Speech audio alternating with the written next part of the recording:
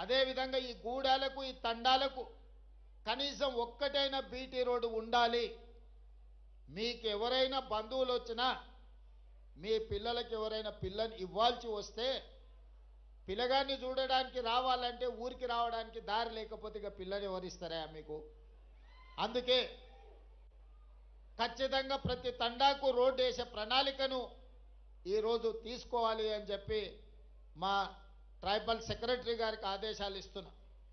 ఇదే కాదు, తాగడానికి మంచినీళ్ళు, అవసరమైన నీళ్ళ ట్యాంకులు, మిషన్ భగీరథ మీద వేల కోట్లు ఖర్చు పెట్టిన ఆదిలాబాద్ ప్రాంతంలో నేను పర్యటన చేసినప్పుడు చాలా తండాలకు గూడాలకు తాగునీరు ఈ రోజుకు రావడం లేదు. కొన్ని ప్రాంతాలలో కరెంటు కూడా లేదు. ఎందుకంటే ఫారెస్ట్ వాళ్ళు మీకు కరెంటు పోల్స్ వేసి మీ గూడాలకు తండాలకు కరెంటు ఇవ్వనివ్వడం లేదు ఫారెస్ట్ రూల్స్ ప్రకారం. అందుకే అన్ని తండాలలో గూడాలలో కరెంటు లైన్లు వేయడానికి ఎక్కడైతే ఇబ్బంది ఉందో కంప్లీట్గా సోలార్ ద్వారా మీకు కరెంటు ఇచ్చి మీ వ్యవసాయ పంపు సెట్లు, సోలార్ పంపు సెట్లు ఇచ్చి మీరు వ్యవసాయం చేసుకోవడానికి అన్ని రకాల ప్రణాళికలను ఈరోజు సిద్ధం చేస్తున్నాం. ముఖ్యంగా పైలట్ ప్రాజెక్టు కింద ఈరోజు అచ్చంపేట శాసనసభ నియోజకవర్గాన్ని మొత్తం తీసుకున్నాం. 40,000 వ్యవసాయ పంపు సెట్లు ఈరోజు సోలార్ పంపు సెట్లు అక్కడ ఉండే రైతాంగానికి ఇవ్వదలుచుకున్నాం. ప్రధానంగా అందులో గిరిజనులకే అత్యధికంగా ఉపయోగం ఉన్నది. అందుకే ఈనాడు మీ సంక్షేమం కోసం, మీ అభివృద్ధి కోసం, మీ భవిష్యత్ ప్రణాళికల కోసం ఈ రాష్ట్ర ప్రభుత్వం పనిచేస్తున్నది. ఇదే కాదు, ఈరోజు మీరు ఆలోచన చేయండి. ఆనాడు తెలంగాణ రాష్ట్రం వచ్చిన తర్వాత 10 సంవత్సరాలు పేదలకు రేషన్ కార్డు ఇవ్వడానికి కూడా ఆ ప్రభుత్వానికి చేతులు రాలే. కానీ నేను బాధ్యత చేపట్టిన తర్వాత పేదవాడి గుర్తింపు, పేదవాడి గౌరవం, పేదవాడి సంక్షేమమే రేషన్ కార్డు. ఆ గుర్తింపు, గౌరవం, సంక్షేమం ఇవ్వాల్సింది ప్రాథమిక బాధ్యత రాష్ట్ర ప్రభుత్వానిదే.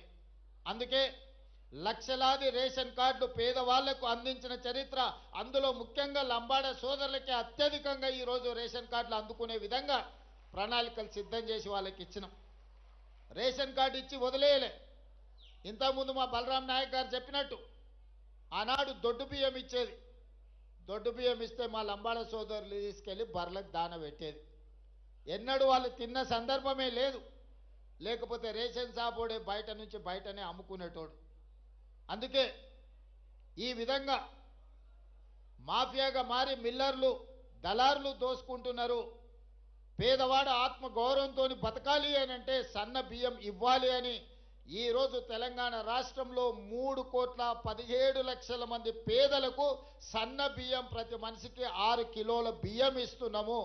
ఈరోజు పెద్దలు తినడమే కాకుండా వాళ్ళ సంటి పిల్లలకు కూడా ఈ సన్న బియ్యం వండి ఈరోజు ఆ పిల్లలకు భోజనం పెడుతున్నారు. నేను ఒక గిరిజనుడి ఇంటికి భద్రాచలంలో వెళ్ళి స్వయంగా బియ్యంతో వండితే ఎట్లా ఉంటుందో ఆ గిరిజనుల ఇంట్లో కూర్చొని నేను భోజనం చేసి వచ్చిన.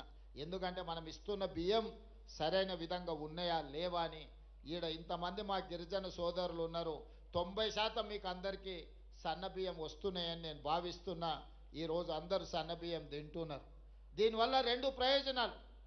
రాష్ట్ర ప్రభుత్వం మీకు సన్న బియ్యం ఇవ్వడం వల్ల సన్న బియ్యం రావడమే కాదు, అంతకుముందు సన్న బియ్యం 60 రూపాయల కేజీ ఉండే మార్కెట్లో, ఇవాళ 45 రూపాయలకు తగ్గింది. ఎవరైనా కొనుక్కోవాలన్నా కూడా ధర తగ్గి ఈరోజు పేదలకు సన్న బియ్యం కూడా అందుబాటులోకి వచ్చినాయి. ఇదే కాదు, వ్యవసాయ భూములు ఉన్న వాళ్ళకు ఉచిత కరెంటు ఇచ్చినాం. నేను పాదయాత్రకు పోయినప్పుడు పేదలు మా దగ్గరకు వచ్చారు. పట్టణ ప్రాంతాలలో ఉన్న పేదలు నా దగ్గరకు వచ్చి చెప్పినారు, భూమి ఉన్నవాడికే ఉచిత కరెంటు ఇస్తున్నావు, మరి మేము పేదవాళ్ళం మా ఇంటికి బిల్లులు కడుతున్నాం కదా అని. అందుకే ఈనాడు పేదవాడికి కూడా 200 యూనిట్లు ఉచిత కరెంటు ఇవ్వాలి అని ఈరోజు రాష్ట్ర ప్రభుత్వం తీసుకొని 2 సంవత్సరాల నుంచి అమలు చేస్తే 51 లక్షల పేదల కుటుంబాలు ఈరోజు 200 యూనిట్ల ఉచిత విద్యుత్తును ఈరోజు వాడుకుంటున్నాయి. ఇక్కడున్న చాలామంది గిరిజన కుటుంబాలు, లంబాడ కుటుంబాలు, దళిత కుటుంబాలు ఈరోజు 200 యూనిట్ల ఉచిత విద్యుత్తును గ్రామాలలోనే కాదు పట్టణాలలో కూడా ఇవాళ మీ కరెంటు బిల్లులు మిగులుతున్నాయి. ఈరోజు ఈ విధంగా పేదలకు, ముఖ్యంగా మా ఆడపడుచులకు, గతంలో అమ్మగారింటికి వెళ్ళాలన్నా అమ్మవారిని దర్శించుకోవాలన్నా ఇంటాయననో లేకపోతే కన్న కొడుకు దగ్గర చేయి చాపే పరిస్థితి. వాళ్ళు దసరా పండుగకు అడిగితే ఉగాదికి వదిలే ఏం తొందర ఉంది, ఏం మునిగిపోతుంది అని అంటే బాధపడేటోళ్ళు. అరే అమ్మని చూసొద్దామంటే బస్ కిరాయి లేని పరిస్థితులు అని. కానీ ఇవాళ ఈ 2 సంవత్సరాల డిసెంబర్ 9, 2023 నాడు మొదలుపెట్టినాం. 2 సంవత్సరాల 2 నెలలు పూర్తయింది. 9,000 కోట్ల రూపాయలు ఈరోజు ఆడపడుచులకు ఆర్టీసీలో ఉచిత బస్సు ప్రయాణానికి రాష్ట్ర ప్రభుత్వం ఖర్చు పెట్టింది. ఇక్కడ ఉన్న మా ఆడపడుచులందరూ, మీరు ఉద్యోగులు కావచ్చు, విద్యార్థులు కావచ్చు, లేదా సామాన్యమైన మహిళా గృహిణులు కావచ్చు, ఎక్కడైనా ఎప్పుడైనా ఎవరైనా ఒక్క రూపాయి బస్ కిరాయి మిమ్మల్ని అడిగినరా? ప్రారంభించిన రోజు నేను చెప్పిన, నేను ఎక్కడికో వెళ్తే ఒక అక్క వచ్చి, అయ్యా బస్ ఎక్కితే కిరాయి అడిగితే ఏం చేయాలని. ఏం లేదమ్మా, నా ఫోటో జేబులో పెట్టుకో, సూపి మా తమ్ముడు పట్నంలో ఉంటాడు, కిరాయి పైసలు ఆయన ఇస్తాడు తెచ్చుకోపో అని. ఏడ కూడా మీరు చెయ్యి అడ్డం పెట్టే బస్సు ఆపుతున్నారు, మీరు దిగుతున్న కాడ దించుతున్నారు. ఇవాళ కొన్ని కోట్లాది ప్రయాణాలు మా ఆడపడుచులు ఈరోజు ఉచితంగా బస్సు ప్రయాణం చేస్తున్నారు. ఇదేగా స్వయం సహాయక సంఘాలతోటి ఈరోజు మీరు బస్సులో ఉచిత ప్రయాణమే కాదు, ఈ సంఘాలకు 1000 బస్సులు ఇచ్చి మీరే ఆర్టీసీకి బస్సులను పెట్టేటట్టు ఆర్టీసీ యజమానులను ఆడపడుచులను చేసినాము. సహాయక సంఘాలలో ఉన్న మహిళలకు ఈరోజు ఉపయోగం అయింది. సోలార్ బిజినెస్ అంటే, సోలార్ విద్యుత్ ఉత్పత్తి అంటే ఒకప్పుడు అదానీ అంబానీల గురించి చర్చించేది. ఈరోజు తెలంగాణలో ఉన్న ఆడపడుచులకు 1000 మెగావాట్ల సోలార్ విద్యుత్ ఉత్పత్తి చేసే వ్యాపారాన్ని ఈరోజు ఆడపడుచులకు అందించినాం. అందులో గిరిజనులకు ప్రధానంగా ప్రయోజనం జరిగింది. ఇదే కాదు, హైటెక్ సిటీ అంటే ఇన్ఫోసిసో, మైక్రోసాఫ్టో, విప్రోనో, ఇంకో పెద్ద పెద్ద సాఫ్ట్వేర్ కంపెనీలు అనుకున్నారు. కానీ ఆ పక్కనే 3.5 ఎకరాలు 1000 కోట్ల రూపాయల విలువైన భూమి ఈరోజు మహిళా సంఘాలకు ఇచ్చి, ఇందిరా మహిళా శక్తి బజార్ అని చెప్పి ఈరోజు పెద్ద పెద్ద సంస్థలు అక్కడికి వచ్చి వాళ్ళు ఉత్పత్తి చేసే వస్తువులను కొనుక్కోవడానికి ఈరోజు మహిళలకు అందుబాటులోకి తీసుకొచ్చినాం. ఒకటొకటిగా పరిష్కరించుకుంటూ వస్తున్నాం. హాస్టళ్లలో ఆనాడు భోజనం ఏ విధంగా ఉండే, ఈరోజు 40% ఈరోజు మీకు ఛార్జెస్, మెస్ ఛార్జెస్ పెంచి కాస్మెటిక్ ఛార్జెస్ ఆనాడు ఎప్పుడు ఇచ్చేదో కూడా తెలీదు.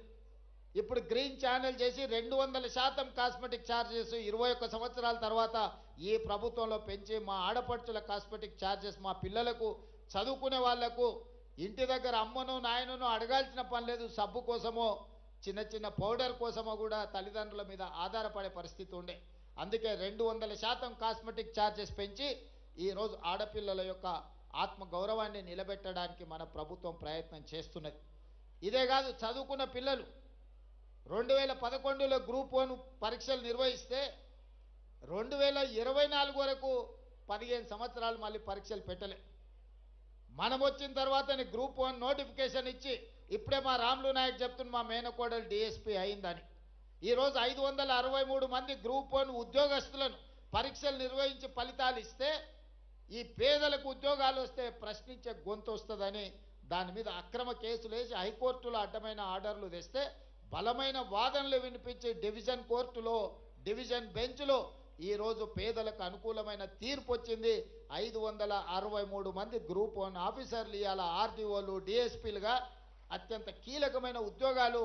నేను మొత్తం లిస్టు చూసిన, ఎస్సీ ఎస్టీ బీసీలకు మైనారిటీలకు ఎన్ని వచ్చినాయంటే 87% ఎస్సీ ఎస్టీ బీసీ మైనారిటీలు ఈ 563 మందిలో సెలెక్ట్ అయినరు. 87% ఈరోజు ఆ రిక్రూట్మెంట్స్తోని పేదలకు లాభం వచ్చింది. Group 2, group 3, group 4 teachers recruitment, doctors recruitment,